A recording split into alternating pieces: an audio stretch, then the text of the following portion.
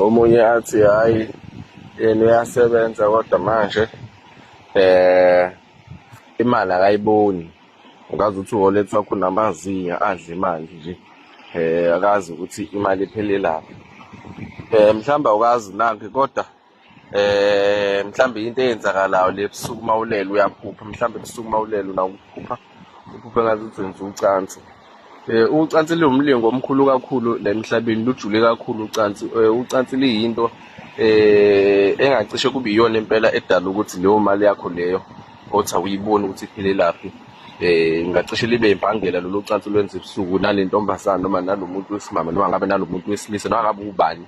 Mawukuthi ebusuku wena ubuphupha wenza ucansi noma uwumuntu omandla amaningi ekuthenini ashaye indlwabu, alale noma enze i-masturbating. Mawukuthi umuntu kanjalo ufuna wazi ukuthi wena uyakudinga ukuthi ubuye ugezwe ngale ntelezi le clean one, kusuka wonke amabhadi sithathe igazi lakho silifake la silivalele ukuthi yonke lento ekulandelayo ekubusayo manje edala ukuthi ushaye indlwabu, edala ukuthi uphuphe njalo ebusuku. Noma ngabe kuthiwa uwumuntu mhlambe oyisoka noma intombazane mhlambe ehamba iphanta mhlambe lako koThekwini, uyadayisa ngalo ndlela yakho sukudayisa ngawe wena owaziyo.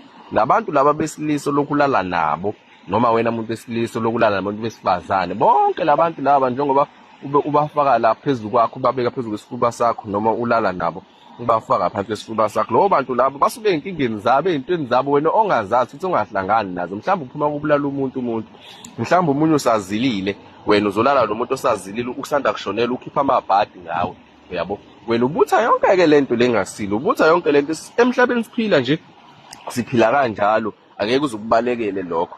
Iyona-ke indlela yokuthi uhlukane nalozo y'nkinga lezi zokuthi wena imali uthi awuyiboni, ngoba yizona iy'mbangela lezi ey'dala ukuthi imali kuba ngazi ukuthi uholetha unamazinyo uyayidla, meke yangena imali iyadlula.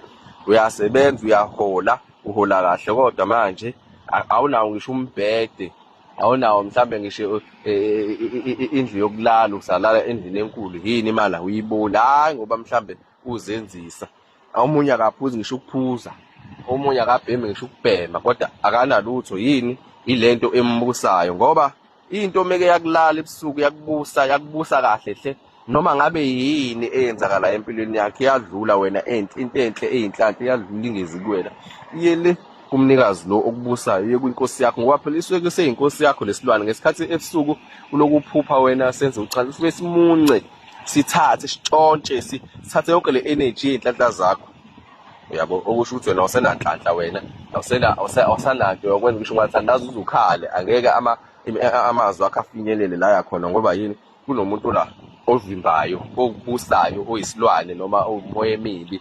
Iyona-ke lesikugezayo masigeza kanje nge-3 1 sithi ayisuke imoya emibi eduzane kwakho, ukwazi ukusebenza ngokukhululeka, uqhubeke impilo yakho ikhululeke, indlela zakho zibe mhlophe, iy'ndlela zakho ziklineke, zihlawuleke, ziqhubeke, ziqhakaze, ikhanye, kube mhlophe.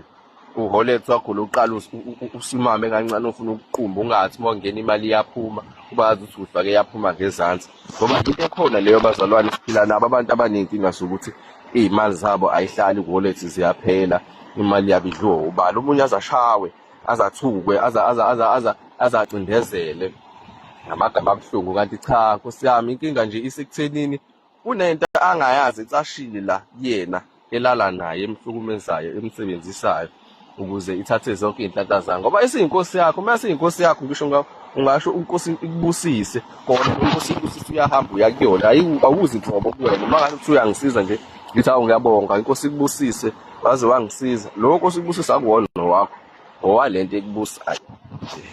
Wena ugijima nenkukhu-ke kanje kuze namakhandlela eliyelo nelimhlophe ne-razor, wonke kunye usukuthola la ekhaya phambili kamkhulu uDr Dube.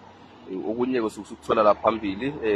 Siqhubeke size emfuleni nawe uzogeza kanje, sikufake sikubhudise khona la kulo mfula lo, kume yonke into engasiyo.